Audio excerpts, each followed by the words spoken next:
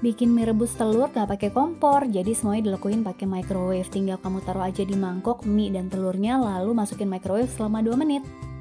Untuk toppingnya bisa suka-suka hati kamu. Kalau aku nih yang kemarin aku beli itu daging ham favorit aku, murah meriah aduhai, tinggal dicelupin aja ke situ, soalnya ini udah ready to eat. Lalu tinggal tabur-tabur. Eits, ini bukan rodeka, tapi ini bumbunya. Karena aku suka pedes, jadi aku tambahin lagi nih sambal, alias aku pakai chili sauce. Nah, merek chili sauce yang aku pakai adalah Woaini Qingcui. Bohong ding, nggak kayak gitu bacanya. Jadi deh, mie rebusku pakai telur, pakai ham, semuanya disiapin tanpa kompor.